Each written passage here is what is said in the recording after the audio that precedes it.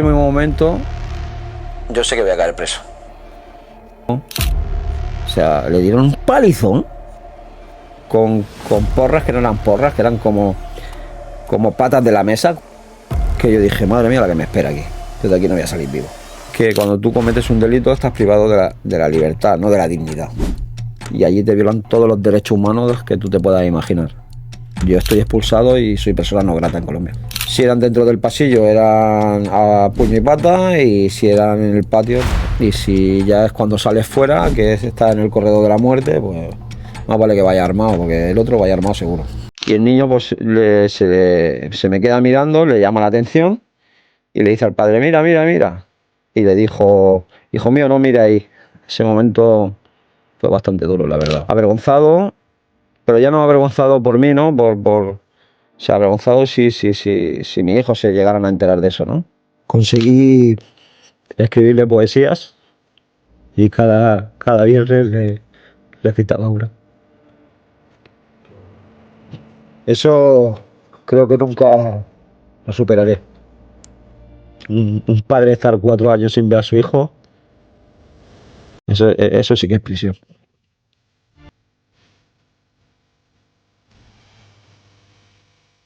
Hoy, un episodio más aquí, como ya sabéis, en nuestras nuevas oficinas. Hoy tenemos un invitado que, como bien titula el libro, Desde el infierno, nos va a contar una historia que os va a impresionar a todos, como nos ha impresionado a nosotros. Tal vez os suena mucho su rostro, porque ha salido en diferentes entrevistas, reportajes y bueno, seguramente lo iréis viendo más. Con nosotros, Pedro Romero. Hacemos una breve pausa para agradecer al nuevo patrocinador de este podcast, Somos Casa. Si tienes una vivienda en alquiler en Barcelona o alrededores y quieres olvidarte totalmente de los dolores de cabeza que ello conlleva, Somos Casa seguro que es tu mejor opción. Tienen más de 2.500 alquileres en gestión con un 0% de impago. Os dejaremos todos sus datos en la descripción. Muchas gracias a Somos Casa por patrocinar este podcast y seguimos con la entrevista. Encantado de tenerte aquí. Encantado de poder estar en este programa, contar mi historia y bueno, hacer conocimiento de ella para que podamos ayudar a las personas para que no cometan los mismos errores que cometí yo en su momento, ¿no? Ya que dices esto, preséntate un poco. ¿Quién eres tú? ¿Quién es Pedro? ¿Y por qué estás aquí? Bueno, como ya había escuchado, mi nombre es Pedro. Yo soy una persona con una infancia casi normal, en la que crecí con algunos problemas, pero tampoco nada desorientados. Me dediqué a trabajar toda mi vida a los 15 años hasta que se me complicó la vida y cometí muchos errores durante unos 3 años. A raíz de ahí, pues bueno, todo empezó por unas malas decisiones y bueno, y a lo largo de esos 3 años, pues finalmente acabé preso en una de las peores cárceles del momento, la Modelo de Bogotá, en Colombia. Allí me tocó vivir con narcoparamilitares, con narcoterroristas, con sicarios, con violadores, con gente común. Era un patio que estaban todos los delitos mezclados y los cuales, pues bueno, aparte de esa vivencia y ver todo lo que vi, empecé a recuperar todos los valores que había perdido, ¿no? Creo que prácticamente os hago un resumen de lo malo y lo bueno, ¿no? Lo importante es cómo acaban las cosas, lo bien que estoy en este momento y las ganas que tengo de sacar todo hacia adelante, ¿no? Pedro, explícanos un poco cómo llegas a tomar esas decisiones, de dónde viene Pedro, de dónde naciste, cómo es tu familia, cómo llegaste a eso. Bueno, yo soy del barrio Canjofresa de Tarrasa, un barrio que cuando yo llegué con 4 años era de protección oficial y bueno, había familias, la mayoría humildes, y había personas muy problemáticas, las cuales en el transcurso del tiempo, pues todos acabarían, o prácticamente todos acabarían en la modelo de Barcelona, en la peor época de la modelo de Barcelona, ¿no?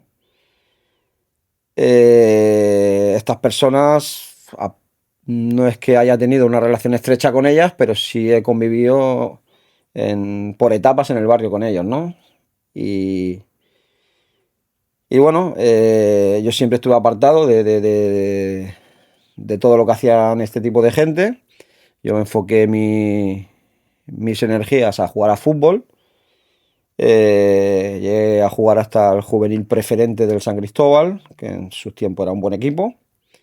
Tuve opciones de jugar a fútbol sala y bueno, con mis parejas y siempre trabajando y luchando pues, por salir adelante. Mi familia toda trabajadora, tengo 5 hermanos, los cuales todos son trabajadores. Nunca ha habido un problema o un escándalo en mi familia, aparte de los errores que yo cometí. O sea, una familia normal y corriente, como cualquier familia honrada y trabajadora. ¿En qué momento bueno, te introduces un poco en el mundo delictivo, vamos a decirlo así, un poco del tema de las drogas y todo? ¿Con qué edad empiezas todo esto? Bueno, al principio empiezo a consumir porque realmente estoy al lado de una persona la cual me neutraliza como hombre.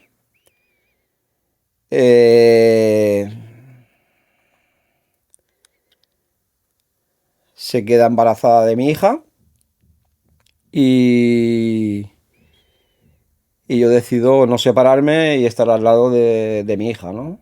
Esa es la decisión que tomo y la que tuve 8 años hasta que ya se me complicó la vida demasiado y ya no podía más con la situación. Empiezo a consumir porque, bueno, yo sabía que la cocaína tenía reacciones cuando la tomabas. Sí que he visto varias reacciones al tomar cocaína, pero a mí no, en ningún momento me ponía violento, ni me ponía súper activo, ni nada de eso, al revés. Como yo ya de por sí soy muy nervioso y realmente estaba con la cabeza siempre preocupado y demás, a mí me relajaba.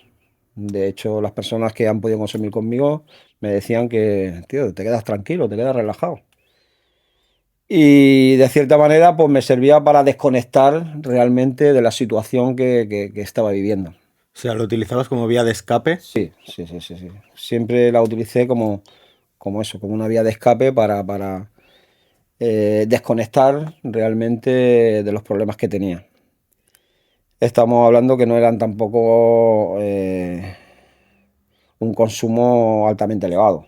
Estamos hablando de desconectar y ciertos días puntuales, ¿no?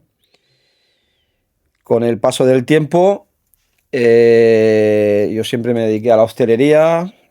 Creo que he tenido los mejores puestos de trabajo en Tarrasa, siempre como responsable de los negocios.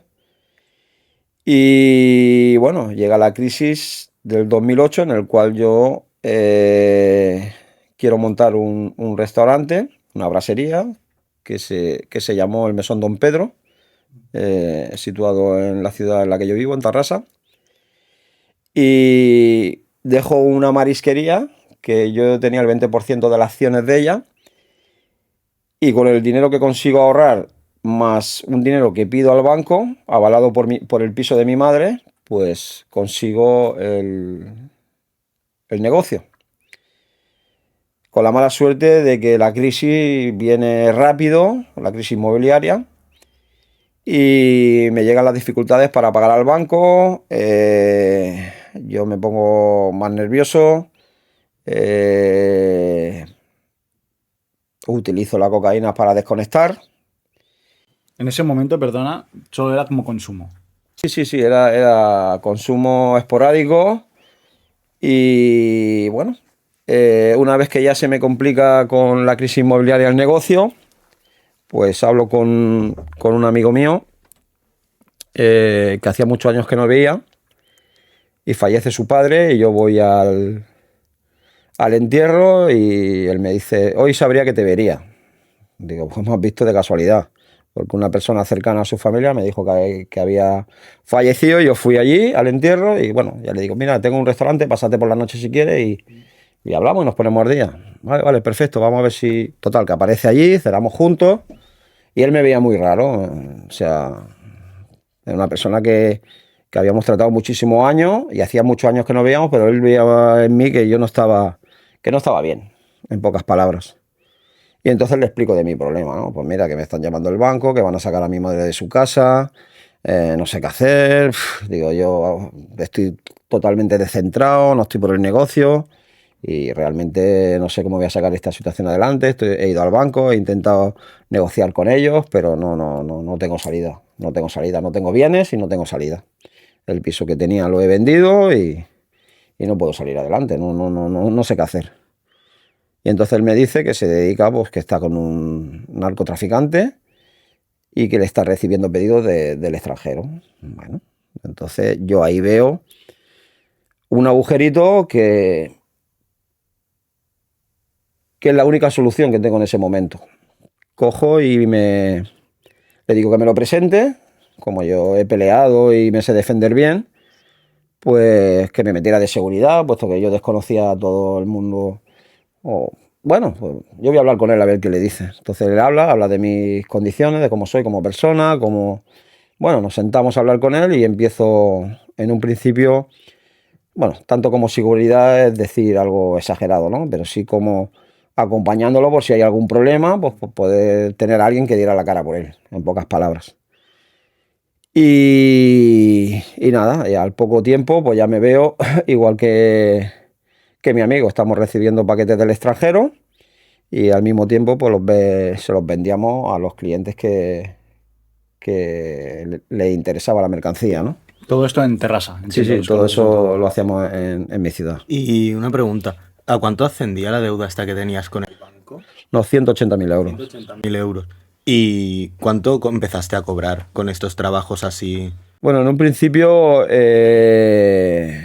la mercancía que nosotros llegaba, por recogerla, nos daban 1.000 euros por recoger el paquete y luego teníamos la opción de podernos quedar nosotros y nos lo dejaban a 30 euros el gramo o el kilo. Y ten en cuenta que el kilo entero, en aquella época, yo ahora no sé ni a qué precio se vende porque estoy totalmente desconectado del tema, pero por aquello entonces eran 35.000 el kilo. Nosotros lo podíamos comprar a 30. Aprendí a cortar la cocaína porque nos venía pura. Para sacarle más beneficio. Para sacarle más beneficio y bueno, y empecemos a trabajar. Se ganaba dinero, pero no era un dinero, dijéramos, físico, porque tú ganabas dinero, pero para estar en ese estatus te tenías que gastar mucho dinero por la noche también.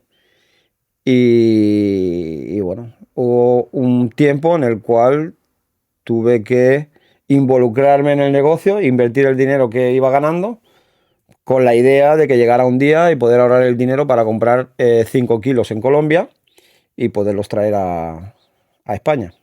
¿Esto que dices te refieres para poder, del mundo de la noche y tal, para poder hacer contactos a quien venderle y demás? No, eso los contactos los teníamos ya por el narcotraficante.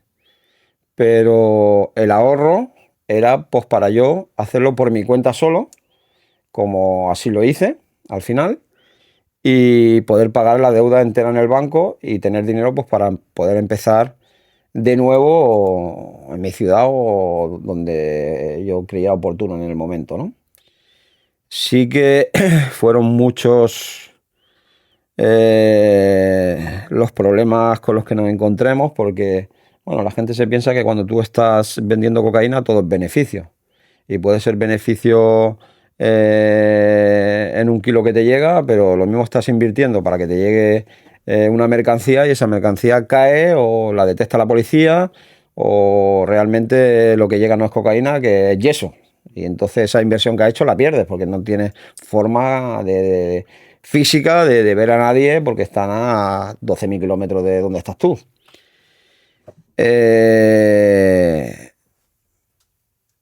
No es tan fácil poder empezar a ganar ese dinero que yo necesitaba los 180.000 euros, por eso tomo esa decisión de poder ir ahorrando poco a poco y realmente cuando tuviera dinero para comprar 5 kilos en Colombia, ir y comprarlos yo mismo y traérmelos.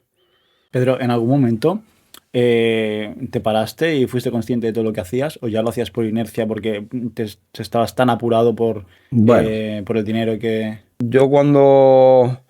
yo creo que tenía una depresión muy fuerte, en la cual a lo mejor por mi carácter no se me apreciaba tanto como realmente yo tenía, ¿no? Yo lo que sí te puedo decir es que las noches las pasaba con los ojos completamente abiertos, no solamente los días que consumía, sino los que no consumía también, descansaba muy poco y mi cabeza estaba completamente obstruida por todo, ¿no? Fueron momentos muy complicados en los cuales me costaba mucho, ¿no? Salir adelante.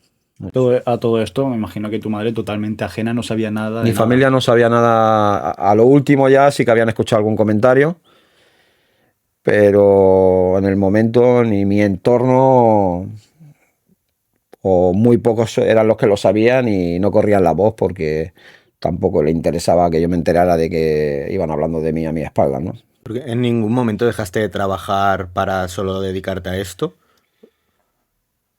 Al principio estaba trabajando y dedicándome a esto, pero cuando ya realmente traspaso mi negocio, que lo tuve que traspasar por 4 duros, porque empecemos a hacer cobros y voy a hacer íbamos a hacer un cobro de 250.000 euros, en los cuales pues, había que retener a las personas y era un cobro bastante complicado. Y bueno, pues no nos termina de salir bien, tenemos que darnos la huida y echarnos al monte. Y bueno, ahí cuando nos queremos dar cuenta, pues tenemos más de 50 Mossos de Escuadra buscándonos con sus perros, bueno, se montó allí una que no veas. Y entonces, cuando ya nos detienen, pasamos a los calabozos y cuando ya llego a Tarrasa, pues un amigo mío que tiene un familiar en la policía me dijo: Pedro, te tienes que salir de aquí que están detrás tuyo. Salte de aquí porque al final vas a tener problemas. En ese mismo momento yo cojo y digo a todos mis empleados que vamos a limpiar el local, que lo traspasamos. Y eso fue lo que me escapé de no haber caído preso antes. Sí que, bueno, ese mundo es muy complicado porque muy complicado y más para una persona que no está acostumbrada o que ha crecido en ese ambiente, ¿no? Yo he estado trabajando toda mi vida de camarero. Ahora los camareros solemos hacer 10, 12 horas, pero antiguamente hacíamos 15, 16, 17 horas y yo estaba prácticamente todos los días trabajando. O sea, no estaba por la labor a la que yo me estaba destinando en esos momentos, ¿no? Sí que realmente no es que me costara mucho entrar en esa organización, porque que es lo que me estabas preguntando antes, yo me sentía bien cuando mi vida estaba en peligro, cuando sentía esa adrenalina, dijéramos que yo me olvidaba de todo el problema que realmente yo tenía, que eso es lo que nunca se debe hacer, ¿no? Los problemas hay que afrontarlos y no hay que esconderlos detrás de nada, ni de adrenalina, ni de peligro, ni de cocaína, ni de nada que no sea afrontar el problema, ¿no? Pero bueno, no estaba bien, yo en esos momentos no estaba bien, porque ha pasado el tiempo y he podido darme cuenta de cómo yo estaba. Realmente, quien sabe cómo yo estaba soy yo, porque los que vivían a mi lado prácticamente estaba a rato, no estaba todo el día con ellos. Y bueno, fueron momentos de mi vida en los cuales me costó mucho, mucho, mucho salir adelante. Gracias a Dios caí preso, porque si no hubiese caído preso yo sé que estaría muerto ya en estos momentos. Explícanos, bueno, justo en el momento ya que estás en Terrassa y ya pasas bueno, a meterte más con el tema del cuando... Sí, a querer montártelo por tu parte. Exacto. Vale. ¿Cuánto dinero tuviste que tener ahorrado, si lo Bueno, puedes decir? sí, no hay ningún problema. El kilo de cocaína valía en Colombia, estamos hablando entre el año, bueno, entre el año no, en el año 2010. $2.500 o 2.500 euros. Yo ahorro dinero para comprar 5 kilos, pero me quedo sin dinero. Pues tengo el dinero para comprar esos 5 kilos y para hacer el viaje. Hago un viaje en junio del 2010, en los cuales contacto con unas personas ya de confianza y compramos esa mercancía líquida, ¿vale? Entonces yo vuelvo a ir en agosto, ¿vale?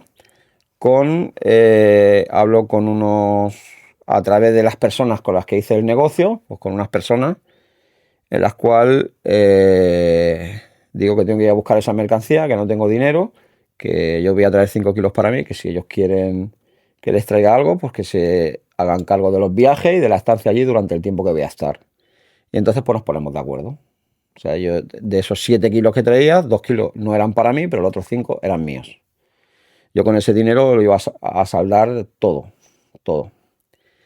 Se le hace un pago a la guardia aeroportuaria del Dorado en la ciudad de Bogotá, en el aeropuerto.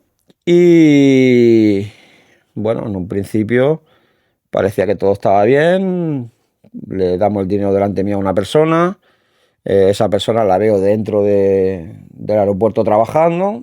O sea, tenía la confianza de que podía ser todo verdad y que todo podía salir bien, ¿no? Lo que yo no tenía conocimiento y muchos no tienen conocimiento, aunque quieran decir que sí, que eso se sabe, que eso no se sabe, que la gente habla mucho cuando creo que tú puedes hablar de las cosas cuando las has vivido. Entonces cuando realmente puedes hablar porque las has visto y porque las has tocado, ¿no?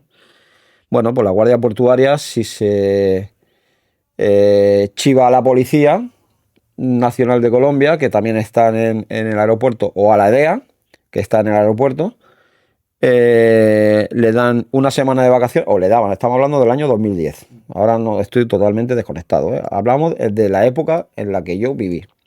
Le daban una semana de vacaciones y le daban una prima. Y luego le aseguraban que no iban más a ese aeropuerto. ¿Con eso qué hacían? Pues cogían dinero por un lado, cogían dinero por el otro, se iban de vacaciones y después ya desaparecían de la ciudad, o sea que era muy difícil dar con ellos. ¿Por qué me di cuenta de todo eso? Porque estando yo preso en la Modelo de Bogotá, cayó la Guardia Portuaria. Y todos eran completamente diferentes a los que habían estado en el momento que nosotros fuimos a hacer el negocio con ellos. Y entonces ellos fueron los que me contaron cómo funciona realmente la Guardia Portuaria. Allí está todo el mundo comprado, la policía... Allí todo se mueve por dinero. Yo cuando hablo del mundo en el que yo viví. O sea, que nadie piense que lo que estoy hablando son de todos los colombianos normales que hay, que yo tengo amistades colombianas, excelentes personas, y cuando hablo no hablo de esas clases de personas que hay como en todos los países. Hay gente buena y gente mala. Yo estoy hablando de la gente Sí, lo que te rodeaba a ti en ese que momento. me rodeaba en ese momento, correcto. Los colombianos que se rodean en ese mundo solo se mueven si hay dinero. Si no hay dinero no se mueven. Si ellos tienen que abrir la puerta aquella que está al fondo, si no hay dinero va a abrir tú la puerta porque ellos no se van a mover. O sea, todo lo que hacen es por dinero. Nada más. Y dentro de esa corrupción son muy pocos los que son leales. Muy poquitos, muy poquitos. Ya en la vida cuesta de encontrar personas leales. En ese mundo, aunque ganen, intentan ganar más, intentan darte la vuelta, intentan, y les da igual si caes preso, si no caes preso, si te matan, si no te matan, si matan a tu familia, si no la matan, les da absolutamente igual. Solo se mueven por dinero. Eso fue lo que yo viví en ese mundo, pero sí que tengo que decirte que no toda Colombia es así. O sea, he conocido personas francamente maravillosas en Colombia. O sea, tanto hombres como mujeres espectaculares. Pedro, ¿cómo lo tienes cuando... O sea, ¿cómo lo tenías pensado? ¿Cómo te ibas a poner toda la droga? ¿O cómo ibas a viajar? ¿Cuál era el plan que ibas a seguir? Bueno, yo viajo el 5 de agosto del 2010 a, a Bogotá y entonces yo la mercancía la tenía en la Unión Valle y entonces la trasladan hasta Bogotá y era líquida. Se habían comprado unos chalecos y unas chaquetillas en las cuales iba impregnada la cocaína y en la maleta. Era un trabajo muy bien hecho, que nosotros le hicimos la prueba del Narcotex y no salía, no daba, o sea, era imposible de darle. Entonces, cuando a mí me detienen en el aeropuerto del Dorado, me llevan o sea, me esposan, lo primero me esposan. Y otra cosa que me pareció completamente ilógica que hacían hasta que ya voy enterándome de las cosas. O sea, me pasan por todo el aeropuerto esposado, ¿no? Antes de haber comprobado que llevabas nada. Sí, antes de que bueno, ellos ya sabían, porque si pasan las maletas, las pasan por unas cámaras que le han donado, esa es la mejor palabra, Estados Unidos a Colombia, en las cuales se pone azul la maleta, se pone azul, es que está contaminada, o sea, no hay más. Y una vez que estoy allí, me acuerdo que había un niño con un padre y el niño pues se me queda mirando, le llama la atención y le dice al padre, mira. Y le dijo, hijo mío, no mire ahí. Ese momento fue bastante duro, la verdad. ¿Ahí cómo te sentiste? Hombre, pues avergonzado, pero ya no avergonzado por mí, ¿no? O sea, avergonzado si mi hijo se llegaran a enterar de eso, ¿no? Fue mi primer palo grande, dijéramos, ¿no? De estar preso. Justo al momento de detenerme, ¿no? Y una vez que ya llegamos a la habitación, al sitio donde hacen las pruebas, no sé cómo llamarles, porque estuve nada más que una vez, me hacen las pruebas de rayos para ver si tenía cilindro en el estómago, me ven limpio y empiezan con la maleta. Y la maleta la olían y echaban todas las prendas hacia un lado. Y ya entra sería un sargento. En ese momento, perdona, ¿tú estás seguro de que no van a encontrar nada? De que... Yo tengo mis dudas, pero hasta ese momento estoy teóricamente tranquilo. Estás calmado en todo momento. Sí, a mí no se me nota nerviosismo. Hombre, estaba algo nervioso, pero claro. no como desorbitado. Pero aparentaba seguridad también. Sí. Yo estaba totalmente seguro porque se habían hecho las pruebas. Pero, hombre, tranquilo tampoco estás. La palabra tranquilo tampoco lo estaba. Pero no estaba como nervioso, como que ya me han cogido, no. Y entonces, ya cuando estoy allí, entra como un sargento y dice: esas chaquetas están contaminadas o esos chalecos están contaminadas y la maleta también está contaminada.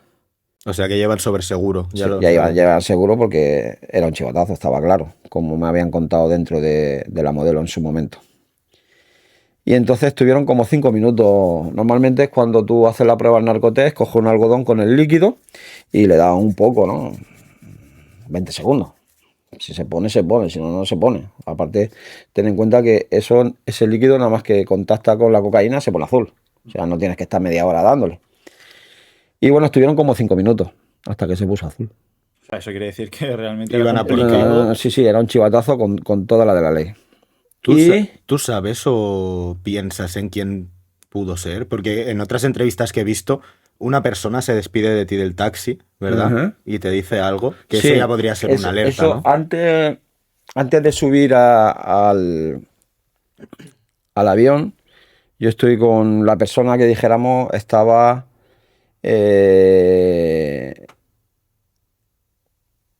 al lado mío para que yo no tuviera problemas en la estancia que estuve allí en Colombia. Y ya cuando me despido de él, pues le digo, bueno, ahora en unos días nos vemos. O sea, nos vemos, quiere decir que hablamos, ¿no? Y él me dice, no siempre esto sale bien. En ese mismo momento, yo sé que voy a caer preso. O sea, él cuando te dice eso, a ti ya te entra como... O sea, aquí yo me pasa- doy cuenta de que hay muchísimas posibilidades de caer preso. O sea, me lo estaba cantando, me lo estaba cantando. Pero tú hasta ese momento no valorabas eso. No, yo no lo valoraba, ni tampoco me dio tiempo a valorarlo, porque cuando me quise dar cuenta ya estaba en la habitación haciendo la prueba de narcotest. O sea, son cosas que tú piensas en el momento, pero al mismo tiempo tú ya estás centrado y mentalizado en lo que estás haciendo. O sea, no es una cosa que valoras. Sí que yo realmente me doy cuenta y veo que hay que tengo que hacer dos cosas. Una de dos, podía haber dejado la droga en un lavabo o en una esquina o donde fuese y haberme ido al aeropuerto. O subirme y caer preso, como ir a una de las peores cárceles del momento, que era la Modelo Bogotá. Si yo dejo la maleta allí, entonces cuando podía haber problemas de narcotráfico, como es pues que meten a las familias por medio, que matan a la gente, que pierden brazos, que pierden orejas, que pierden dedos, que pierden uñas, que, o sea, te puede pasar cualquier cosa. Yo te quiero hacer una pregunta porque antes has dicho que de los 7 kilos, 2 no eran tuyos. ¿A ti te queda deuda con esa gente? No. Si caes... Cuando tú, hombre, ¿qué deuda voy a tener después de cumplir 4 años? Ninguna. Siempre y cuando, yo creo que es como todo, ¿no? Es como cuando tú dejas un trabajo, tienes que dejar las puertas abiertas cuando te marchas, ¿no? Eso es porque tú, si dejas las puertas abiertas, porque las cosas las has hecho bien en esa etapa, ¿no? Yo la verdad que siempre he intentado ir con mi cabeza alta, nunca engañé a nadie y siempre cuando di una palabra la cumplí. Y si en algún momento no se ha podido cumplir, siempre han tenido una explicación lógica y otra fecha para cumplir esos pagos, ¿no? Que es realmente como yo me manejo en la vida. Yo si doy una palabra es para cumplirla, si no me quedo callado. Que creo que en la vida, ¿no? Que somos lo que realmente somos es la palabra, ¿no? Lo que sale por nuestra boca es lo que somos, lo que cumplimos, lo que no cumplimos, lo que hacemos, lo que dejamos de hacer. Es mi percepción de la vida. Cada uno puede tener la suya y todas respetables. Entonces, una vez ya te pillan en el aeropuerto, ¿qué pasa a partir de ahí? ¿A dónde te llevan? ¿Dónde es el primer lugar que cuando sales del aeropuerto? Ya es posada. Bueno, lo primero que me choca mucho es que cuando ya salimos del aeropuerto salgo con unos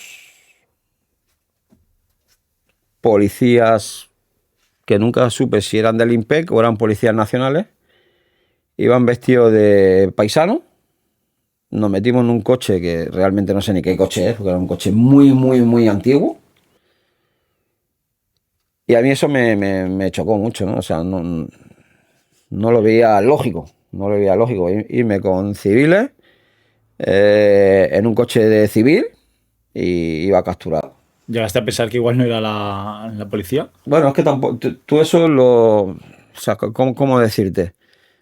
Tú, es lo que te he dicho antes, es que no da tiempo a valorar las cosas, porque realmente son muchas cosas seguidas, muchas cosas ajenas a que tú no has vivido nunca, y realmente la estás viviendo, pero no la estás valorando, ¿vale?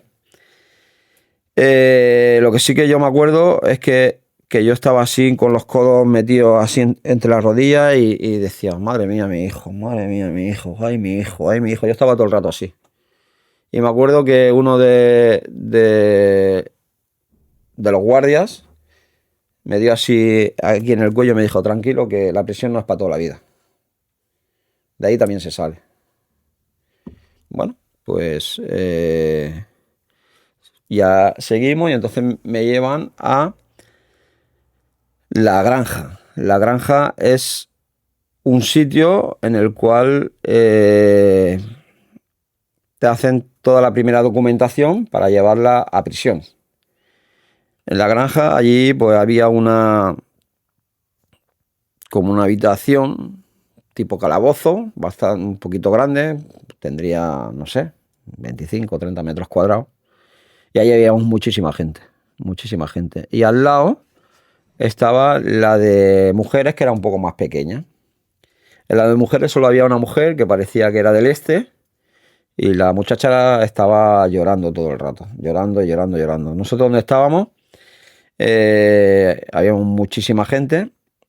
Llega un momento en el cual huele a marihuana y los guardias se dan cuenta y entran dentro y empiezan a oler la marihuana hasta que dan con uno que olía a marihuana y se lían a darle palos. O sea, a aquel hombre le partieron la pierna porque iba con la pierna arrastrando. O sea, le dieron un palizón con porras que no eran porras, que eran como patas de la mesa, cuadradas, no redondas. Que yo dije, madre mía, la que me espera aquí. Yo de aquí no voy a salir vivo.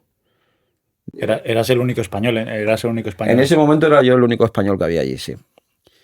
Y entonces yo estaba preocupado porque no tenía abogado, porque no sabía a qué me iba a enfrentar. Nadie me aconsejaba, yo preguntaba, nadie me daba ningún tipo de consejo, nadie me sabía, nadie entendía. Y realmente estoy hablando con uno que me dice que él conoce a un abogado que tiene que venir. Te dan la opción, perdona, te dan la opción de hacer una llamada. Eso en el aeropuerto. Me dan la opción de hacer una llamada en la cual si tienes dinero la haces y si no tienes dinero no la haces. ¿Llamaste? Sí. ¿A quién? Llamé a la madre de mis hijos porque ella sabía todo lo que yo estaba haciendo en todo momento. Siempre lo había sabido, todo lo que hacía yo en todo momento. Y entonces le digo, se lo ponga en conocimiento a mi familia, pues que he caído preso, que tenga cuidado como lo dice y tal.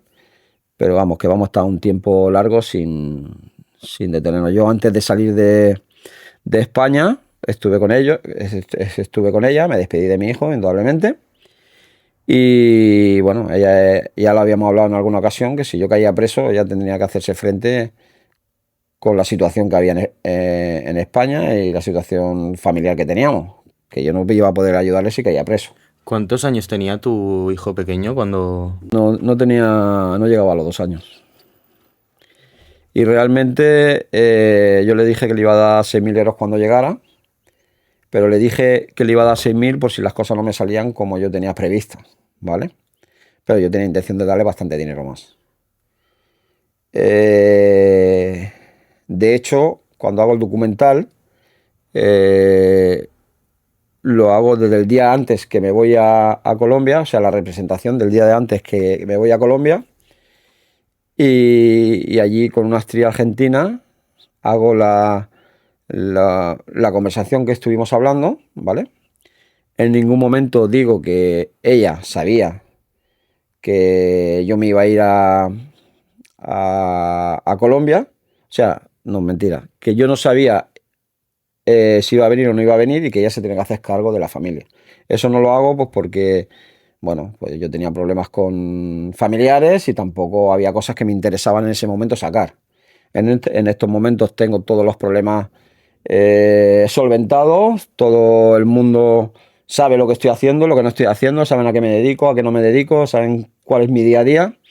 Y sobre todo el problema más grande que tenía era con mi hija y bueno, nos hemos sentado, hemos hablado y bueno, ya mi hija ya es una mujer, ya no es una adolescente y bueno, y las cosas pues bueno, poco a poco pues se han puesto en su sitio y bueno, y ahora voy a hablar más cosas que hasta el momento había hablado, ¿no? Antes de llegar a toda esa etapa, sigamos un poco como con la historia en la que estabas ya en Colombia, que te dicen, bueno, te comentan el tema del abogado.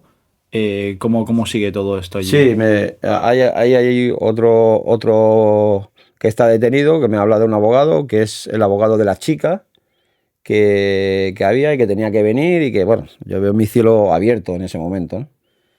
Y bueno, realmente viene ese abogado. Este hombre se acerca al abogado y nada, al momento salgo yo y hablo con el abogado, ¿no?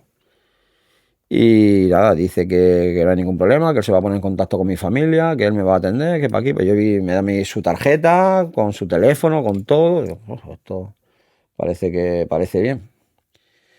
Bueno, cuando ya estoy en prisión, en la modelo de Bogotá, me doy cuenta que este señor es abogado de agentes del DAS. El DAS es el Departamento Administrativo de Seguridad del Estado. Es el departamento policial más corrupto de Colombia de todas las épocas. O sea, son los que hacían limpieza social en Colombia. Limpieza social, exactamente. Limpieza social es cuando tenían que dar positivo de la FARC, pues cogían a esos 4 chavales que están fumando porro en un parque, los cogían, se los cargaban en una furgoneta, se los llevaban al monte, los mataban y después le ponían los trajes de la FARC. Y decían que Y decían que habían matado a 4 de la FARC, como muchos colombianos habrán visto por televisión en muchas ocasiones. Pues los que mataban no eran de la FARC en la mayoría de veces, eran personas para limpiar las calles de... Sí, limpiar limpiar la imagen. Limpiar la imagen porque iban muchos turistas, porque no les interesaba que estas personas crecieran de esa manera, porque si no serían personas rebeldes para el gobierno. Entonces, pues antes de que llegaran a ese paso, pues lo que hacían era eliminarlos. Me interesa mucho saber tu primera impresión de cuando llegas a la Modelo. Bueno, cuando yo entro a la Modelo y escucho esa puerta que se cierra, entonces me empiezo a creer ya que estoy preso. O sea, yo hasta ese momento es como si estuviera viviendo un sueño, como si una pesadilla, algo... Es lo que te digo, no te da tiempo a valorar ni a meditar todo lo que está pasando, ¿no? Porque sucedieron muchas cosas y todas muy rápido. Pero cuando se cierra aquella puerta, digo, de aquí no voy a salir vivo yo. Cuando yo empiezo a ver las caras, cómo se comporta la guardia con los presos, cómo les hablan, a muchos ya le estaban metiendo la mano, digo, yo de aquí, yo con estas formas y con estas cosas, yo de aquí no voy a salir vivo. Habíamos unos cuantos, es que no puedo decir cuántos presos, 20, 30 presos así en fila, y había otros 20 o 30 guardias, a los cuales pues, nos desnudamos y nos empiezan a registrar uno a uno y todos a la vez. Yo en un principio me parece normal porque todos habíamos visto películas, me parece normal. Y cuando entro al patio y realmente veo la gente que hay, me doy cuenta de que yo no voy a salir vivo de ahí. Y digo, no saldré vivo, pero al que esté por delante, me lo llevo por delante. Fueron 4 años muy duros, en los cuales me tocó vivir muchas cosas contrarias a mi persona, en las cuales en muchas pude defenderme, pero en otras no podías hablar ni podías decir absolutamente nada porque te caía todo encima. O sea, hay momentos en los que sí que puedes defenderte y hay otros momentos en los que no puedes defenderte. ¿Exactamente cuánto tiempo estuviste? 41 meses. ¿Y desde el principio era una condena de 4 años o te la rebajaron? Porque me parece como poca condena, ¿no? En un principio yo entro sindicado, porque esa prisión, te estoy hablando entre los años 2010 y 2014, era de sindicados. No sé ahora cómo será, pero en aquella época era de sindicados. Sindicados quiere decir que todavía no estás condenado.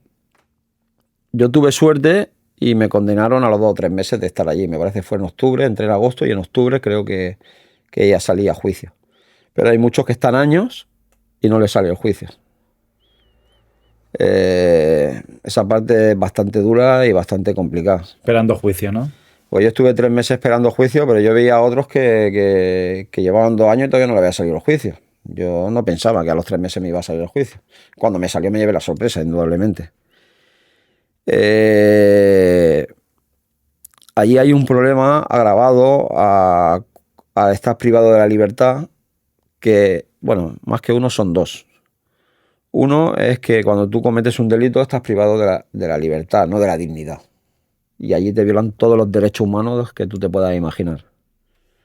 Cuando os desnudan en esta fila de 30 presos, ¿qué os hacen? No, eso es un registro rutinario en el que te miran la ropa, te miran la boca, te miran las orejas y te hacen hacer cuclillas, ¿no? Sí, que no entres ni droga, ni armas, ni nada. Sí, ¿no? que no traiga... Y ahora que dices esto, ¿cuáles fueron las peores vejaciones que tú sufriste allí o que viste? Bueno, las vejaciones es la comida. Ten en cuenta que yo entré allí que pesaba 95 kilos y me quedé con 66 kilos. Hay una entrevista colgada en internet que me hacen en la biblioteca La Sexta, Jalis, que me la hizo en el 2013 y se me ve mi estado físico como yo estaba, ¿no? Allí solían decir porque todos los españoles nos drogábamos y por eso teníamos aspecto físico, ¿no? Eso dijéramos que es lo que hacían un enfoque tanto para la embajada, bueno, para la embajada o para que lo comunicaran a España, porque Colombia recibía un dinero por cada preso que estábamos allí. Si no me equivoco, eran 50 euros diarios.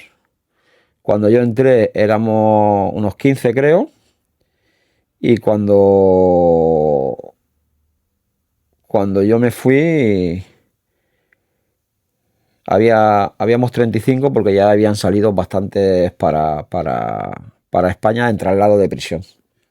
¿Cómo es la actitud de los, bueno, de la gente ahí dentro de la cárcel con los españoles? Bueno, allí los españoles no estamos muy bien mirados. No te puedo hablar por mí y por otros pocos, por aquello entonces lo mismo éramos 4 o 5 los que estábamos bien mirados en el aspecto de que no nos buscaban problemas, de que no que nos tenían como uno más, porque nosotros la actitud que teníamos era muy normal de personas que están en prisión, ¿no? Pero allí lo primero nos tienen como por guarros, que no era mi caso, no era mi caso, ya estoy diciendo que no era mi caso, porque bueno, había gente pues que se estaba drogando toda la noche y que bueno, que ya no solamente no comían, que no se duchaban, que no se afeitaban, que no, y claro, con esa cara salen por la mañana, pues la imagen no creo que sea muy buena, ¿no? Y después porque, bueno, o sea, no por todos los colombianos que hay ahí en prisión, pero bueno, ten en cuenta que allí hay abogados, hay jueces, hay gente que tiene responsabilidades en Colombia y están presos allí. Y bueno, el tema de que cuando Cristóbal Colón fue a Colombia y cambió cristales por oro, pues eso no lo lleva muy bien. Y en concreto, el coronel que estaba de director, que por cierto yo tuve muchos problemas con él porque no, o sea, no estaba completamente, o sea, no nos tragábamos uno al otro, ¿vale? Él iba con su rollo del ejército y yo no estaba en el ejército, yo estaba cumpliendo una condena y entonces choquemos en muchas ocasiones. Es más, al final ya cuando iba a salir en libertad, él no me firmaba la documentación para mandarla al juez, que es una carta biográfica de tu comportamiento, de cómo ha ido todo en la cárcel. Dependiendo de esa carta, cuando te expulsan del país, te expulsan por 5 años o te expulsan de por vida de Colombia. Y todo eso depende de la carta biográfica que manda la prisión. Yo estoy expulsado y soy persona no grata en Colombia. O sea, tú ahora ya no puedes volver a No puedo pisar en mi vida a Colombia. Estábamos hablando, espera, perdona, Sí, sí. lo de la condena, de que si desde el principio eran 4 años o... Sí, perdona que no hemos ido de tema. En un principio me quieren echar de 17 a 23 años. Es la primera vez que salgo para juicio. De 17 a 23 años, los cuales pues me quieren meter fabricación, porte, organización, o sea, todo lo que entra, todas las condenas que entran en el narcotráfico. Realmente yo solo tengo una entrada al país que era la que hice en agosto, porque la otra había entrado por otros países. Y entonces en esa última entrada que tengo estoy 10 días en el país. En 10 días tú no puedes organizar nada, absolutamente nada. fabricar. Y fabricar menos todavía. Y entonces, bueno, menos no. Es más difícil organizar que fabricar, pero bueno. Que estaba claro que yo venía a recoger una mercancía y a llevármela.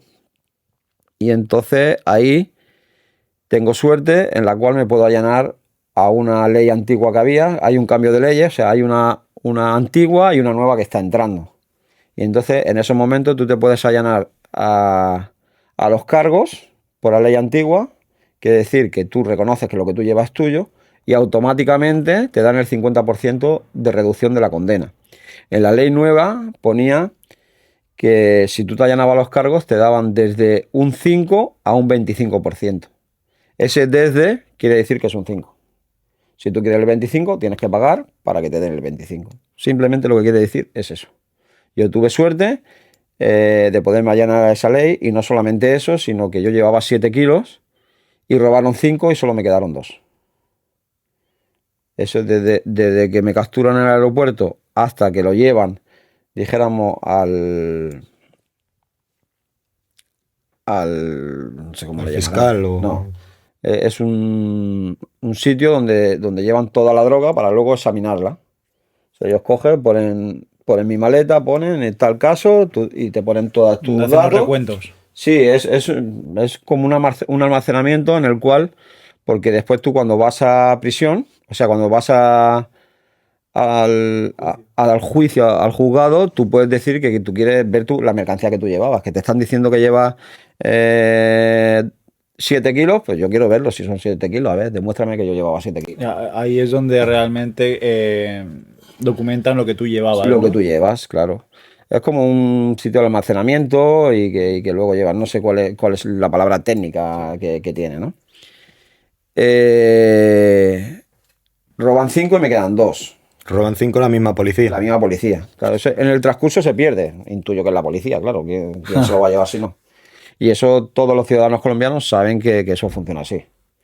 O sea, ten en cuenta que muchas veces cuando hacen seguimientos a narcotraficantes en Colombia y saben que en un sitio hay mercancía, esos mismos policías se lo dicen a la gente de la calle que se dedica a robar, y antes de que vayan al día siguiente a buscar todo eso, el día de antes han entrado y se lo han llevado todo.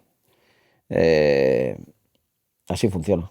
Pero y entonces, claro, si la policía en este caso no llega a robarse los 5, Aún te hubiera- Entonces la condena hubiese sido mucho más alta, claro. Pero bueno, en esa parte tú no te vas a quejar si te... por eso te digo que si se han llevado eso. Al revés, que me habían echado, ¿no? Que me habían echado más de lo que llevaba. Volviendo un poco al tema de la prisión, que me interesa bastante, cómo son las condiciones higiénicas allí también, las bandas que pueda haber dentro, las armas, droga. Para empezar, ¿cuánta gente cabe en esa prisión? Yo leí en una ocasión que eran como unos 2.000, entre 2.300 y 2.500 los que caben. Yo he vivido allí casi con 10.000 personas. O sea, cuando más... Estoy hablando hasta que yo estuve. Después de estar yo preso, no sé si ha sido el hacinamiento más alto o menos alto de cuando yo estuve. Pero cuando yo estuve en prisión era el hacinamiento más alto que ha tenido la Modelo nunca, que eran casi 10.000 personas. O sea, cuatriplica, casi. El Eso aforo, sí. se respira violencia, o sea... ¿Y una celda como es allí? ¿Con cuántas personas convivías? Yo lo más que estuve me parece que fueron con 9 personas. ¿Cómo es una cama? Dentro de celda.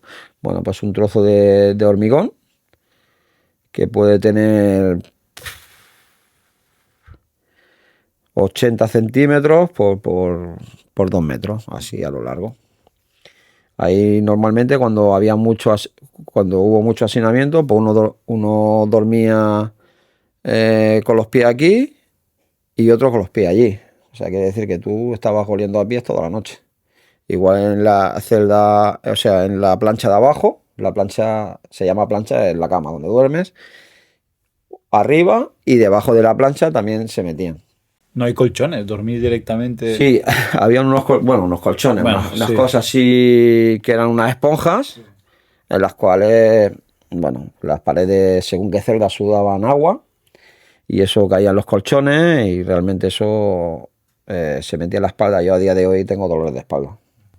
¿Y cómo es tu relación con los presos, o al menos con tus compañeros de celda en los primeros días, semanas? Bueno, allí normalmente la gente no se relaciona. Lo primero que cuando tú llegas a una celda, lo que intentan estar los que ya están en la celda es que se cumplan por los comportamientos en la celda, la higiene dentro de la celda, que vean que no robas, que veas que eres una persona que realmente vas a cumplir tu condena y a irte de allí, que no va a complicarte la vida. Normalmente eso es lo que se mira cuando entran en una celda, no. Después ya con la convivencia, pues ya entonces ya pasan más cosas, ¿no? Realmente allí había problemas por todo, desde un encontronazo a que tú has dicho, a que tú has cogido, a que tú has mirado, a que tú has sido, a que tú... Todo es un motivo para tener una pelea. Si eran dentro del pasillo eran a puño y pata, y si eran en el patio, pues bueno, A lo que hubiera, a lo cualquier que arma. hubiera. Y si ya es cuando sales fuera, que es estar en el corredor de la muerte, pues más vale que vaya armado, porque el otro vaya armado seguro.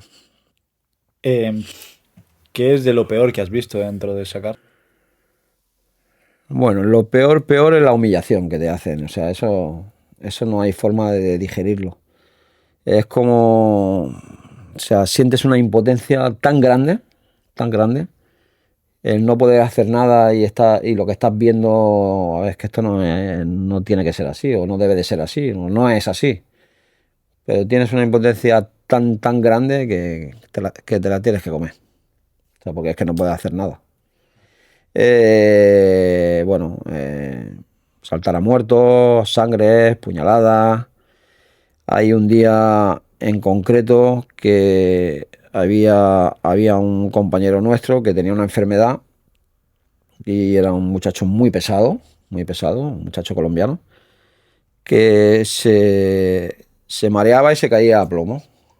Y le habían hecho pruebas y que, bueno, o eso decían, que le habían hecho pruebas, lo mismo no le han hecho pruebas nunca y por eso el muchacho estaba así.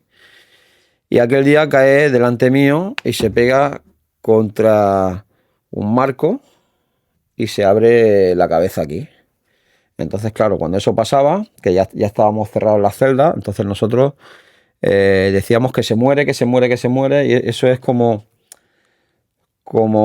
algo sagrado allí. Cuando tú dices que se muere, quiere decir que ese hombre hay que sacarlo de allí y llevárselo para sanidad al momento porque le ha pasado algo. Después ya averiguarán lo que le ha pasado. Y bueno, aquel día tardaron bastante en subir la guardia, a abrirnos las rejas del pasillo. Ya cuando nos la abren, pues lo cogemos entre 4 o 5 y nos vamos para el hospital. Llegamos, bueno, para el hospital, para sanidad. Llegamos a sanidad y la puerta de sanidad está cerrada, o sea, los médicos no están allí. Resulta que estaban durmiendo no sé dónde y que van a avisarlos. Ese hombre estaba mal, pero el que estaba al lado, yo no sé las puñalas que le habrían dado, pero chorreaba sangre por todos lados. O sea, había un charco de sangre en el suelo O sea, eso es una carnicería, ¿no? Al final. exagerado. Y bueno, aquel hombre se murió allí, desangrado. ¿Tú lo presenciaste? Sí, aquel hombre murió desangrado. Antes nos has comentado que te tocaba limpiar unos canales. Sí, eso cuando hay fugas dentro de prisión o quieren aparentar que son fugas, vuelvo a repetir, entre los años 2010 y 2014. Saltaba la alarma de que se había fugado alguien y al cabo del rato la paraban. Y ya no se escuchaba ni quién se ha fugado, ni quién no se ha fugado, no se escuchaba nada más. Al día a los 2 días, normalmente siempre eso pasaba un miércoles o un jueves pasaba. Y los viernes por la tarde, a las 5 de la tarde, las canales se limpiaban, ¿vale? Hay un equipo de limpieza dentro del patio, que son los que descuentan condena haciendo limpieza. Y eso se compra también. Yo empecé estudiando, que descontaba 10 días por mes, y después acabé por limpieza, que todo fue comprado del dinero que a mí me mandaba mi familia para comer. Y bueno, hay unas alcantarillas que cruzan el patio 5, todo el suelo, que son unos tubos muy pequeños, unos tubos de... Si son de 20 estamos hablando de mucho. Posiblemente los tubos eran más pequeños. Y entonces allí cuando daban que se había fugado alguien es porque había algún problema con alguien y lo hacían desaparecer. O sea, lo descuartizaban y los tiraban por esas canales. Y entonces se metían como unas mangueras a presión grandes. O sea, no eran a presión, pero sí que era bastante fuerte. O sea, no es una presión como la de los bomberos, sino agua. Sí, para limpiar la canal, ¿no? Dijéramos, y el desagüe. Y bueno, yo ahora mismo te estoy hablando de esto y estoy sintiendo el olor que tú sentías cuando estabas y destapabas aquella tapa para... Era O un sea, pozo ciego en el que tú destapabas y después tenías que meter... Encontrar de todo. Trozos de personas, de No, todo. no, no, no es que te encontraras en el pozo eh, los cuerpos desmembrados, sino simplemente es que si tú al cortarlo, si cortas un trozo muy grande, al ser las cañerías tan pequeñas, pues se pueden quedar atrancados. Y entonces, pues ahí es donde se metía presión para que eso fuera tirando hacia adelante. Pero eso ha sido una práctica habitual en la modelo Bogotá de toda la vida, ¿eh? Qué fuerte, O sea, tío. no solamente en los años que yo estuve, quizás en los años que yo estuve es cuando menos hacía, quizás, ¿eh? Pero allí quien estorba lo eliminan. O sea, por eso la gente, los extranjeros somos ajenos cuando entramos a esa serie de problemas. Pero realmente cuando un ciudadano colombiano entra a esa prisión, o entraba a esa prisión en esos tiempos, las familias estaban completamente acojonadas, porque muchas personas sabían que habían entrado, pero nunca lo vieron salir. Entonces la prisión se hace muy dura y tú cuando ves todas esas cosas, tú piensas que tú puedes ser el siguiente. Uno se encapricha de ti y acaba en la alcantarilla. Porque ahí hay gente que tiene mucho dinero, gente que son de carteles fuertes, que son sicarios fuertes, gente que manda en el Bronx, hay gente, terroristas, gente de la FARC, ¿has estado con toda paramilitares. esta gente? Todo esto son los que estaban en mi patio. ¿Cuánto vale la vida de una persona allí? Allí vale 20.000 pesos. ¿Al cambio? El cambio, pues 2.300 era 1 euro, o Ahora pon 2.500, estamos hablando de 4 euros. o sea, estás hablando de 4 euros. O sea, allí tienes que tener mucho cuidado. Sí que es cierto que conforme pasa el tiempo en prisión, pues tú ya sabes dónde tienes que estar colocado, ya sabes si va a haber problemas, si no va a haber problemas, ya pues te comunican que hay problemas entre uno, entre otros, entre gente de un país, entre gente de otro país. Entonces, más o menos estás alerta en todo momento. Pero cuando entras tú no sabes nada. O sea, te puedes encontrar en cualquier marrón. A mí, una vez que salí, que iba a los descuentos de la mañana a estudiar, que eso fue prácticamente casi recién llegado, cuando tú sales del patio, ya entras en el corredor de la muerte y es un pasillo que cruza, dijéramos, toda la prisión, ¿vale? Ahí cuando tú sales por la mañana, lo del ala sur tienen que ir pegado a la derecha y lo del ala norte pegado a la izquierda, en las paredes. Si tú ves gente en el centro, es que pasa algo. Están solucionando problemas, eh, hay problemas. Y los problemas allí, pues cuando ellos por las cámaras ven que la gente no está, automáticamente salen todos los guardias de la prisión del IMPEC, salen corriendo para allá con porras, con gases lacrimógenos, armados, porque no saben qué se van a encontrar. Y precisamente a mí me pilló aquel día con gases lacrimógenos que te quedas completamente aturdido y cuando realmente te quieres dar cuenta te están pegando por todos lados. Y bueno, fue un día no muy bonito de recordar, la verdad. Porque ya no es que te den y te metan gases lacrimógenos que te peguen una semana que no puedes respirar. Es la impotencia de no poder hacer absolutamente nada. O sea, eso es lo que más puede matar a un preso, creo yo, ¿no? O sea, que te sientes impotente a poderte defender. Porque ¿cómo te vas a defender si estás de rodillas intentando respirar? O sea, es que no te puedes defender. Antes de que se me pase, antes has comentado que tu familia te enviaba dinero para la comida. ¿Cómo funciona eso allí? Bueno, el dinero te dan una cuenta corriente de la prisión de un banco para que al principio cuando tú llegas para que te metan ahí el dinero, un dinero que nunca aparece. Un dinero que nunca aparece. Aún así, tú tienes que contactar con gente colombiana que recibe envíos de otros países que te cobran, no sé, cobraban 30.000 pesos por recibirte tu dinero. O sea, si a mí me llegaban, por ejemplo, Estamos hablando 100 euros que me mandaban todos los meses a 2.300 son 230.000. Ya quien recibe ese dinero se queda 30.000, ya te quedan 200. 200.000 pesos no es nada. O sea, no es nada. Yo ahí me las veía. Yo lo que siempre intentaba tener es dinero para comprar tarjetas, para hablar con mis hijos todos los viernes, como estuve hablando durante los 4 años, todos los viernes hablaba con mi hijo. ¿Solo podías llamar los viernes? Yo cogí Esa rutina. esa rutina para que el viernes a las 5:30 de la tarde estuvieran mis hijos pegados al teléfono porque yo llamaba. Hubiese llamado mucho más veces, pero realmente no sabes qué decir. Eso te quería preguntar, ¿cómo son esas conversas semanales con Son tus muy duros. Son muy duros. Tenés que hablar con tus hijos. Yo he visto tíos como castillos, arrodillados llorando, incapaces de poder soltar una palabra. Son duros. Jodido todo esto. ¿Tuviste que, en plan, con tu madre también tenías contacto, también hablabas? Sí, yo hablaba con toda mi familia. O sea, todo el mundo ya sabía que los viernes a esa hora tenían que estar. No, yo los viernes hablaba con mi hijo. Después intentaba pues, buscar tarjetas. Cuando tenías tarjetas extra, entonces llamaba. Pero bueno, mi obligación era llamar a mis hijos. Mi familia eran adultos y ya les dije que yo llamaría cuando pudiera, que no el dinero que me llegaba, que no me llegaba para más. O sea, es que no podía hacer nada más. Antes has dicho que tu hijo no llegaba a 2 años y tu hija. Mi hija tenía 8 cuando llegué 8. preso. O sea, que ella ya era más consciente un poco de todo.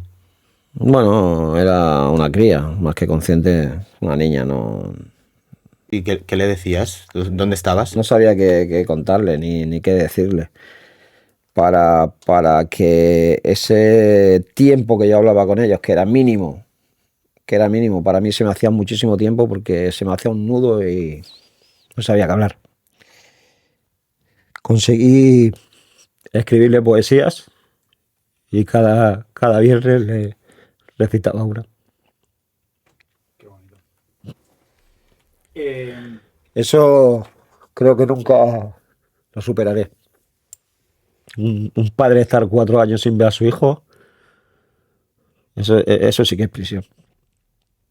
A 12.000 kilómetros, sin saber si pasan hambre, si no pasan frío o calor. Eso es duro. O sea, eso es tu peor condena. Sí. Eso es lo que no he superado nunca.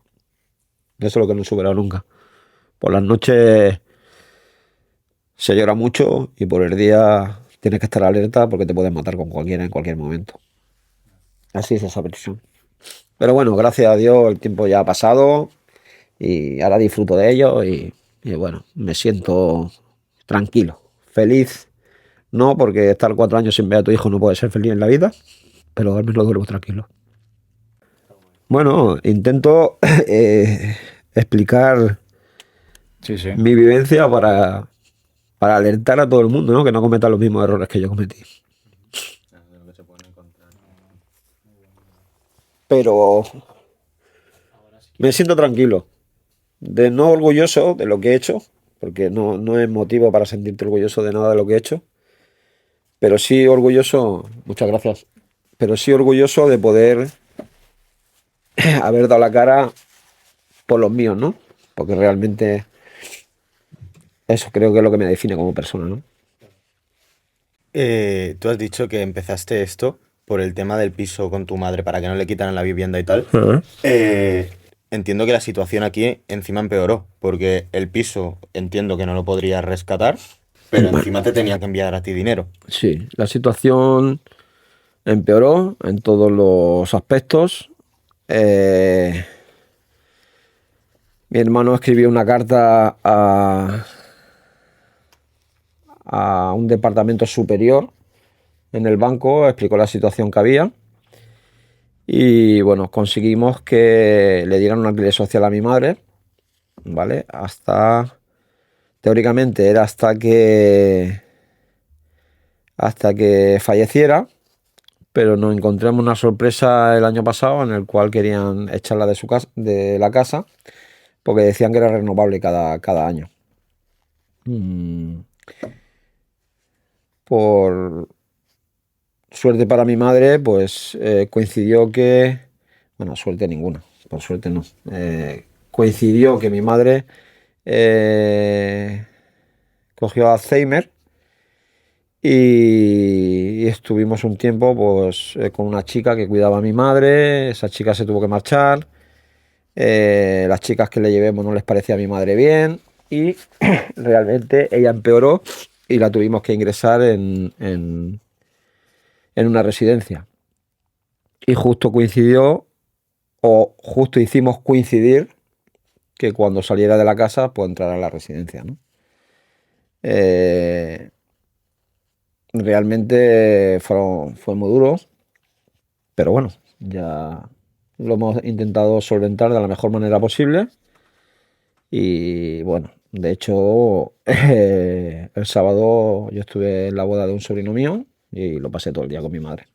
Qué bien, qué bueno, qué bueno. Llegamos a, bueno, quiero entrar un poco en tu etapa final de la cárcel, en la que cuando sales, ¿qué es lo primero que sientes? Uf. Lo primero que hago es salir corriendo cuando salgo de prisión, porque esos hijos de puta eran capaces de cogerte y meterte otra vez para adentro, nada más que para pedirte dinero. Cuando salgo, me voy a casa de unos testigos de Jehová, los cuales me ofrecen su ayuda y la verdad, pues bueno, que se comportaron bastante bien, me llevaron a la embajada, al consulado, a inmigración para poder tramitar la expulsión del país, porque allí nadie facilita nada, o sea, te tienes que buscar tú toda la vida para poder llegar a tus cometidos. Y bueno, y el día 22 de enero del 2014 ya volaba hacia Madrid. En un principio la expulsión del país me la estaban reteniendo para que tú te vayas y te pagues tu billete, pero indudablemente yo ya en libertad no le iba a pedir dinero a mi familia para que me pagaran el billete. Yo estaba primero con esa expulsión del país, si no, pues me hubiese buscado la vida para venirme para España. No iba a pedir dinero fuera de prisión a mi familia. Me meto por internet y estoy hablando con una señora de Madrid. Si no me recuerdo mal, se llamaba Irene, si no recuerdo mal, que estaba metida con derechos humanos internacionales. Y precisamente en esa fecha estaban en Colombia para debatir qué hacían con los presos cuando salían en libertad extranjeros. La suerte que tuve, que le pude dar mis nombres y entonces en esa reunión que había, pues pudo salir mi nombre, que me encontraba en esa situación y nada, en 3 días ya tenía la expulsión del país. Si no, pues lo mismo todavía estaba allí. ¿Qué problema hay cuando tú te quedas en Colombia? Que Colombia es muy peligrosa. Y en el año 2010, bueno, ahora no lo sé porque ya la FARC está desarticulada, no sé qué problema hay ahora en Colombia, no lo sé porque no estoy allí ni tengo contacto directo en estos momentos con ninguno de allí. Pero cuando yo estaba en el 2010-2014 era muy peligroso estar en la calle. O sea, había muchos grupos rebeldes, había mucha delincuencia, mucha pobreza y cualquiera te podía quitar la vida allí. Cuando sale un preso del país que sea y se queda tirado en la calle de Colombia, posiblemente no llegue a su país nunca.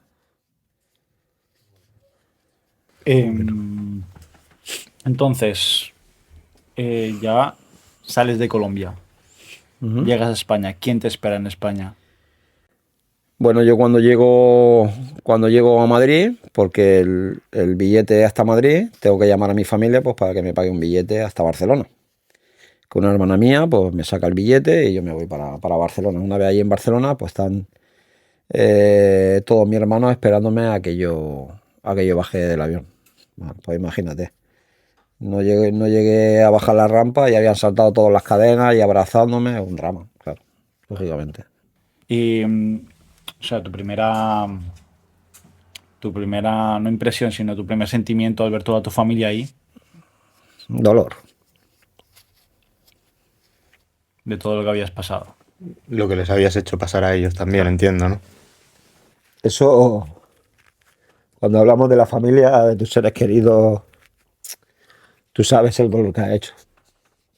Eso no pasará nunca en mi vida. Eso lo tendré que llevar como pueda siempre. Cuando sabes que has hecho dolor de verdad, no puedes sentirte contento.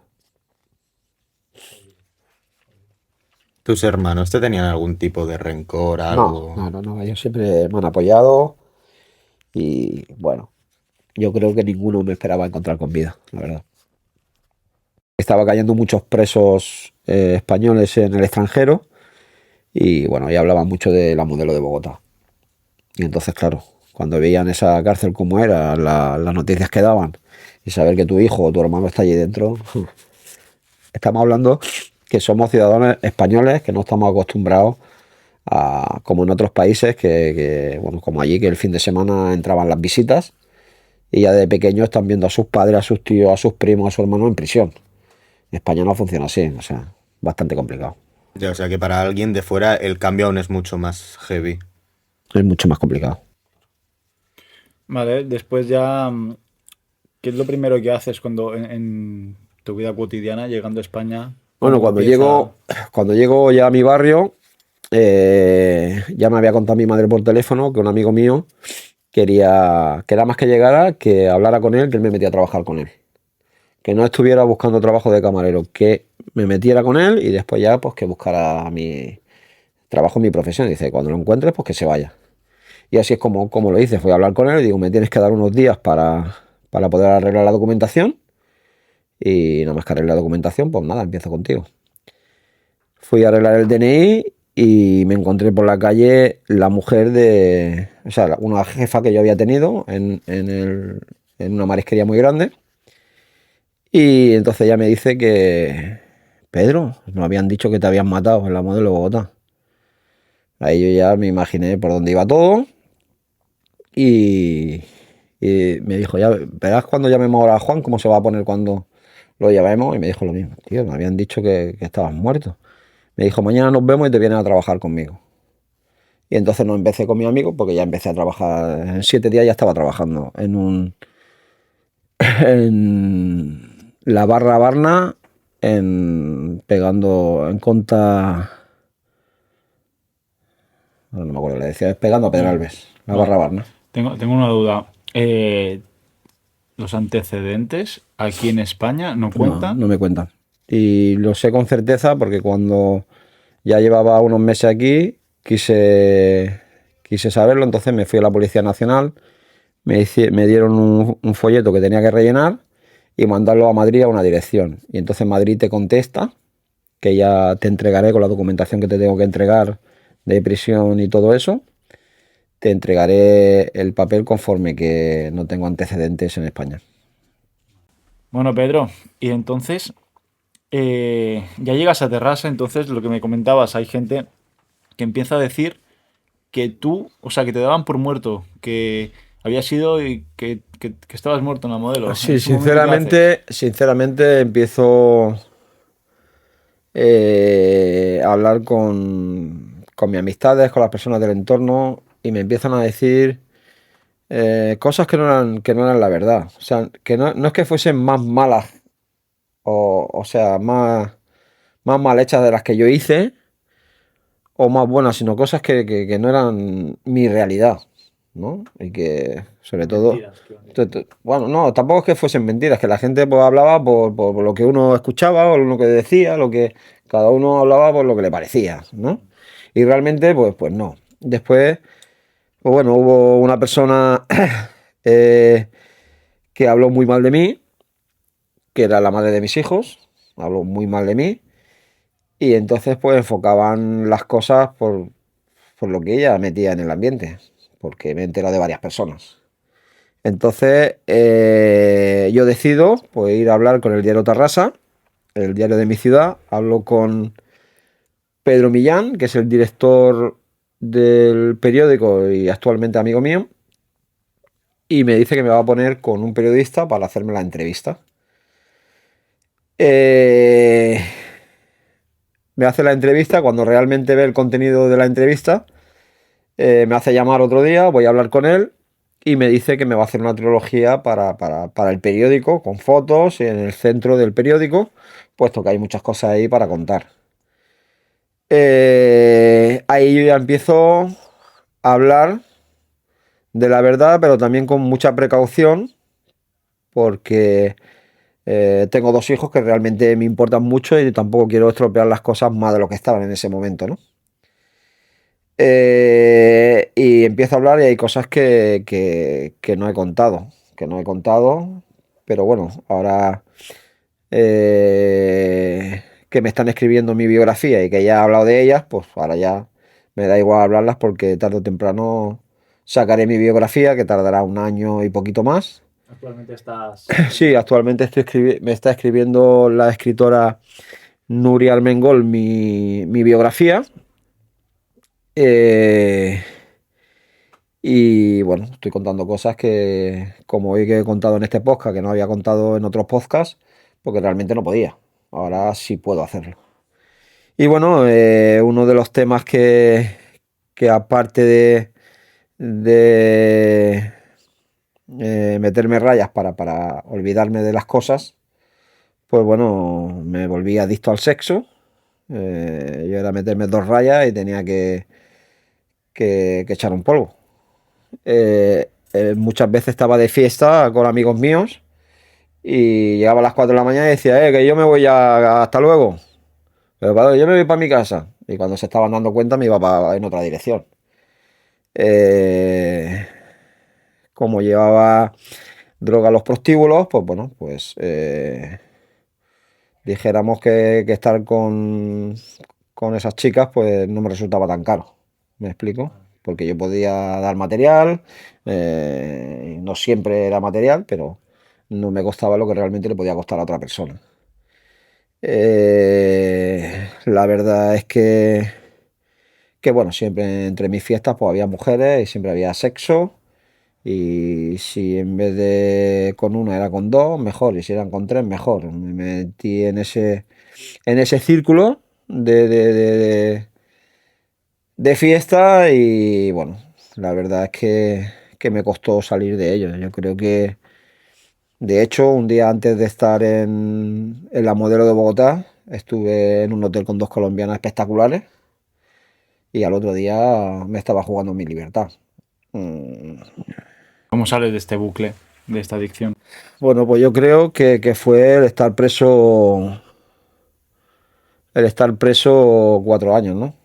Que ya pues el sexo lo dejas como Secundario, ¿no? bueno, Sí. ni secundario, o sea, lo dejas olvidado, lo dejas olvidado. Y sí es cierto que cuando salgo de Colombia, pues me tiro 2 años con varias mujeres, con varias mujeres. No voy a decir número porque sería completamente absurdo, pero con varias mujeres y realmente decido que, bueno, que eso lo tengo que cambiar y bueno, pues hago un cambio de actitud, me centro más en de lo que estaba en mis hijos, en mi familia, en hacer las cosas bien y lo dejo como si tuve un par de parejas en este tiempo, pero realmente en estos momentos pues tampoco me apetece tanto estar con mujeres y estar. Lo que sí que estoy seguro, o casi seguro, que cualquier hombre que haya vivido esa etapa como yo la viví, son muy pocos los que me van a decir yo no hubiese hecho lo que tú. Creo bueno, pues que es algo que a lo mejor puede ser, no digo todo hombre, porque no todo hombre somos iguales, pero la mayoría de hombres pues les gustaría estar en las fiestas que yo me he montado. O sea, El que tú fueras asiduo a sitios, a prostíbulos y sitios así, iba siempre de la mano con el tema de alcohol y drogas. O sea, ¿era todo como un círculo vicioso? O... es un círculo vicioso eso. Tú cuando vas, ya sabes con las chicas que vas a estar, las chicas hacen exactamente lo mismo que tú, eso vale un dinero y lo que ellas aportan también vale un dinero, ¿no? Entonces, Es una fiesta de intercambio de intereses, prácticamente. Claro. Me gustaría hablar de qué piensa tu familia cuando decides contar la verdadera historia. ¿Están de acuerdo? ¿No lo están? Bueno, sinceramente, mi familia nunca me ha dicho... Hablo de cuando ya contactas con el diario de Terrassa, Sí, sí, cuando sí, ya sale todo nunca me algo. han dicho qué estás haciendo, por qué haces esto, nunca. O sea, yo siempre le he contado, mira, mañana que me voy a Mallorca, que me entrevista Ecléptico. ¿Y qué? ¿Eso qué es? Bueno, nada, es un podcast, que eso está en las redes sociales, que a mí me ha comentado un productor de cine que si quiero llegar a la finalidad de hacer mi película, que tengo que estar en todas las redes sociales, que tengo que estar en el medio y bueno, y tengo que salir a las redes sociales contando mi historia. Y bueno, nunca me han dicho no, ni me han puesto ningún impedimento.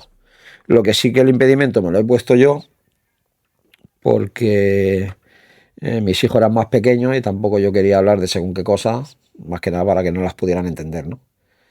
Aunque ahora, pues, con toda la confianza del mundo, pues, se lo puedo contar tanto a mi hijo como a mi hija. A día de hoy ya la confianza es total con Sí, ellos. sí, ¿Verdad? sí, puedo hablar de lo que quiera. En algunos momentos me dicen, papá, que soy tu hijo o que soy tu hija. O sea, háblame claro, pero no tan claro. Porque la verdad no... Creo que la forma de que ellos sepan la verdad es de mi boca, que es quien la ha vivido. O sea, que hablen otras personas de mí sin haberlo vivido. Por lo que ellos intuyan o por lo que yo haya dicho y lo que ellos piensen, cuando yo me encerro en una habitación, lo que yo he hecho solamente lo sé yo. Yo y las personas que estaban al lado. Que son las únicas personas que podrían hablar en un momento dado, ¿no? Pero eso de inventar y de querer hacer un daño, creo que bastante daño han tenido mis hijos sin su padre 4 años o su padre 4 años sin estar sus hijos para que la gente o las personas echen mierda a nuestra relación, ¿no? Sí, sí, al final es un tema muy delicado. Son cosas que yo he intentado manejar con, con, con mucha moderación, decir las cosas poco a poco, contarlas, hoy cuento una cosa en un sitio, hoy cuento otra cosa en otro, pero realmente en mi biografía pues va a salir todo. O sea, va a salir prácticamente todo. Ahora que dices esto de la biografía, cuéntanos qué proyectos futuros tienes, en qué estás metido. Bueno, primeramente empecé con mi libro, como has dicho, Desde el infierno. Esta es la segunda edición. Había una primera edición. Que por cierto, gracias, que están dedicados personalmente para Marc, para mí, para la chica que está detrás de cámaras. Para Ana. mí un honor que os podáis leer mi historia y al mismo tiempo que estoy aquí formar parte de ella, ¿no? Porque esto no va a morir aquí. O sea, siempre habré estado aquí y siempre habrá un apartado cuando tenga que hablar de redes sociales en las que diga que he estado aquí con vosotros, ¿no? Después de este libro, hubo una persona que me dijo, bueno, que haya escrito un libro no quiere decir que se vaya a editar. Bueno, pues cuando lo edité le dije, ya está editado. Entonces ella me dijo, bueno, que se haya editado no quiere decir que se vendan. Bueno, pues ya está agotada la primera edición. Pues ¿sabes qué? Que ahora voy a hacer un documental. Hostia. Lo hice por un reto y por decir que puedo hacer lo que me pase por la cabeza. Me pasó eso por la cabeza y lo hice. No solamente hice un documental, que yo fui el protagonista del documental. Cuando estaba estrenando en el Cine Cataluña, que es el cine más antiguo de toda España, que está en Terrassa, llamó TV3 que quería dar la exclusividad al día siguiente, el 24 de enero del año pasado, en el matinal, donde me entrevistó Elena y bueno, ya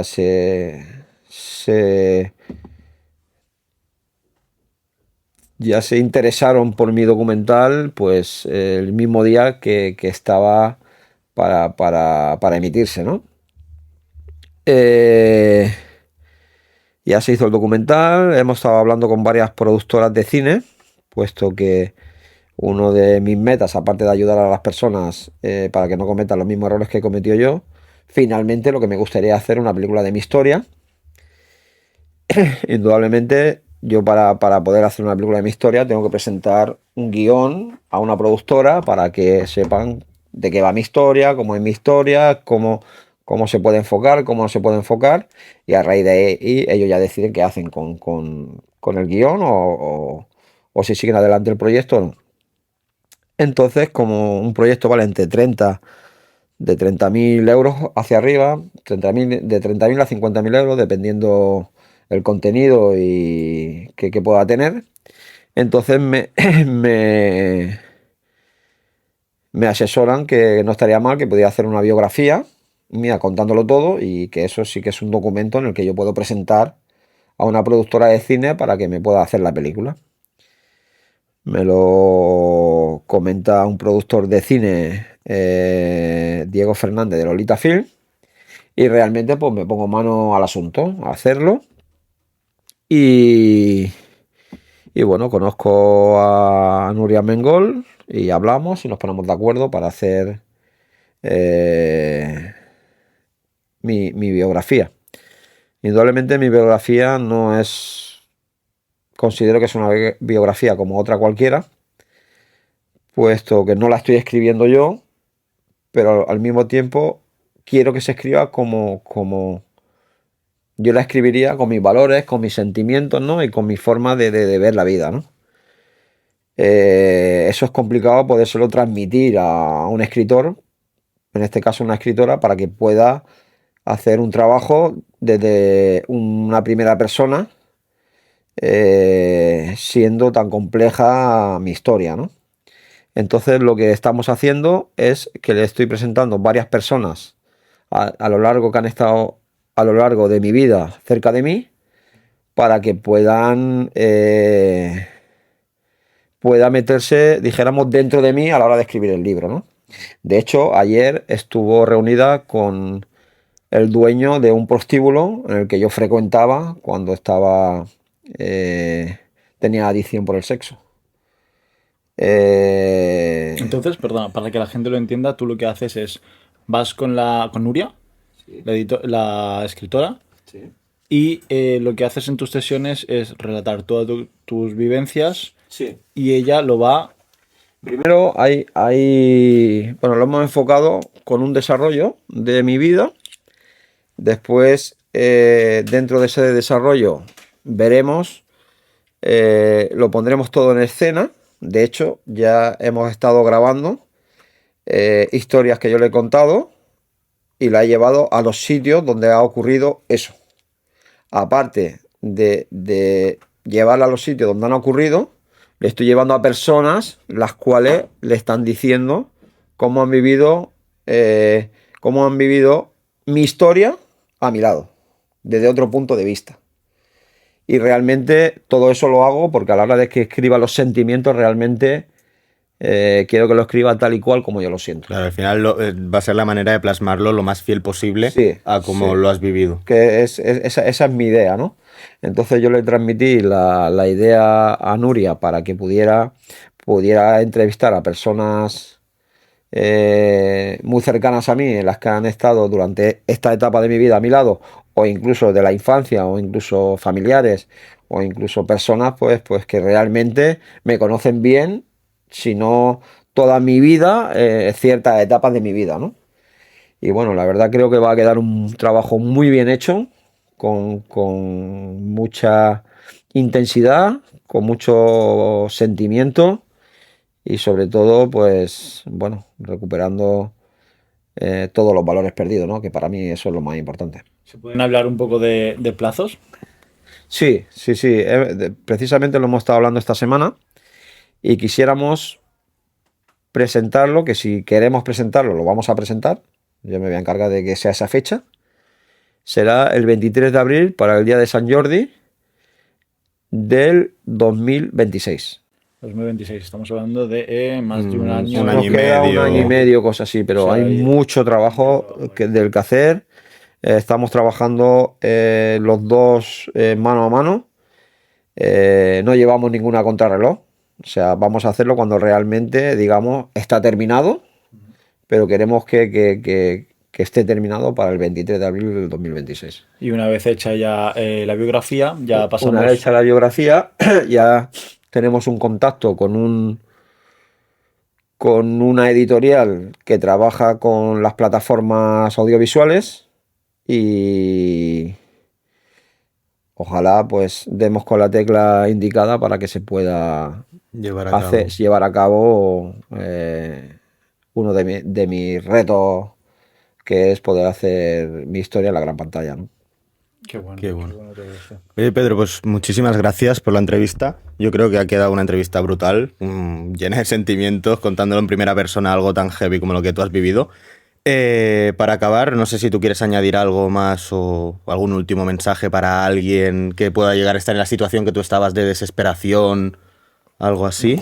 Bueno, creo que lo más importante es, como lo he comentado antes, ¿no? Cuando estaba contando lo que estaba bastante emocionado, pero quizá ahora que estoy más tranquilo, pues que sepan que los problemas siempre se tienen que afrontar de cara, que nunca hay que esconderse bajo nada, porque los más importantes que tenemos somos nosotros mismos y realmente hay que luchar por estar uno bien y por sacar sus cosas adelante, ¿no? Yo, como lo he vivido, entiendo que puede haber alto y bajo en lo largo de la vida, pero realmente tenemos que luchar siempre y nunca esconderse bajo ningún pretexto, ¿no? Perfecto. Y por último, ya que esto lo hacemos con la mayoría de los invitados, algunas veces se nos pasa y tal, siempre le pedimos a la persona que ha venido a la entrevista si nos puede recomendar a alguien al que invitaría al podcast, si has estado a gusto y demás, a alguien que te gustaría ver en nuestro canal de YouTube próximamente. Pues yo conozco una persona que tiene una historia muy interesante y desde hace mucho tiempo, que está vinculado con la guerra que hubo de España con Cuba. Este señor es un buceador profesional, por el cual lo lleva mucho tiempo haciendo de buceador, y está empeñado en conocer la historia completa del barco que está hundido español en la guerra de Cuba en Cuba, el cual capitaneaba el capitán, creo que era capitán o comandante Cervera, no es indudablemente mi historia, puede ser que algo se me escape. Y bueno, tiene una historia impresionante en la cual él lleva como 20 años o quizá alguno más viajando a Cuba, conoce todos los militares de Cuba, está muy bien mirado, ha hecho trabajos para la UNESCO, es una persona muy preparada, muy capacitada, muy culta, y creo que tiene una historia muy grande que contar, y creo que por mi parte le haríamos la invitación a esa persona para que viniera. ¿Su nombre es? Teodoro Rubio. Teodoro, pues... Intentaremos traerlo, intentaremos contactar con él. Y, joder, es un tema bastante interesante y nos encantaría tenerlo aquí. Creo que será una historia que no va a dejar diferente a nadie, y es increíble dónde puede llegar una persona con empeño, con sacrificio y con ganas de realmente sentirse realizado con uno mismo, ¿no? Creo que le va a gustar a la gente. Pues dicho esto, cojo el libro. Por cierto, os lo dejaremos el link en la descripción por si, ya veis, desde el infierno, por si queréis comprarlo. Sin duda, nos lo vamos a leer nosotros. Y nada, ya con esto, ¿has estado cómodo? Sí, he estado muy bien. He añadido alguna cosita más en la historia. Y realmente un honor disfrutar de vuestra amistad, de vuestro estudio y bueno, quizás lo más importante para todos, que mi historia se sepa y que no se vuelva a repetir. Perfecto. Pues con estas palabras nos quedamos. Recordad siempre suscribiros y activar las notificaciones y traeremos a gente increíble al podcast de Santoria. Un saludo.